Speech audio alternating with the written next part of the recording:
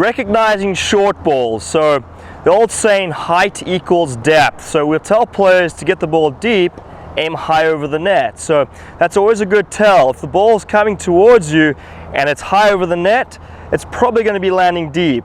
If it's low over the net, it's probably going to be landing short. And there's another tell you can look for when if you look at the trajectory of the ball off your opponent's strings. So if the ball, let me show you from the side first. If the ball goes more horizontally off the strings, gravity is going to act in the ball and it's most likely going to land short. If the ball rises off the strings, it's probably going to be high over the net. It's probably going to be a deeper shot. So if you look from the front, if the ball's coming like this towards you, there's a good chance it's going to land short. And once again, if it's rising off the strings, it's probably going to be high over the net and probably going to be a deep ball. So what you want to look for is those two tells to try to recognize a short ball early, so then you can move into the court so you can take advantage of the short ball opportunity. Here's a rally situation to help you recognize and anticipate the short ball. So remember, height equals depth. So you want to look at the height of the ball above the net in relation to the depth of the bounce. Now the other thing we pointed out was the trajectory of your strings. So if the ball is at a similar height when it crosses the net as the contact point, then that's hit more on a horizontal trajectory. If the ball is above the net and it's higher than the contact point, then that ball is hit on an upward trajectory, and most often than not that ball is going to land deep. But let's take a look at a couple of examples, paying attention to the height of the contact point, the height of the ball above the net, and the depth of the shot. So here we've got the contact point,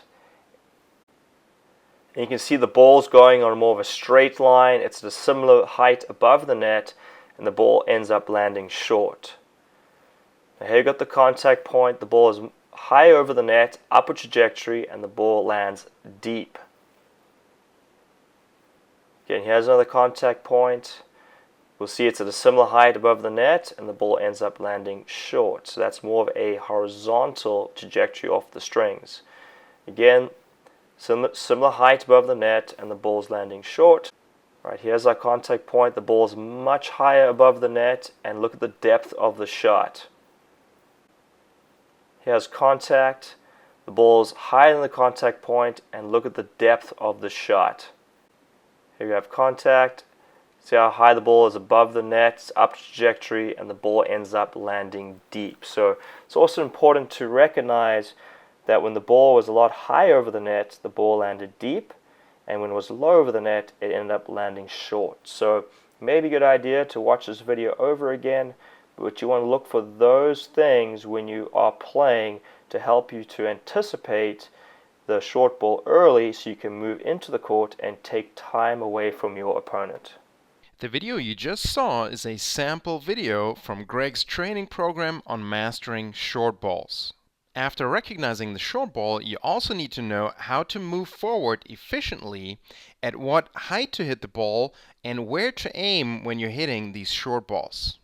With Greg's short ball training videos, you'll master these concepts and you'll finally be successful when dealing with these short balls. You can now try it out completely free for 30 days. Simply click the link inside this video for all the details.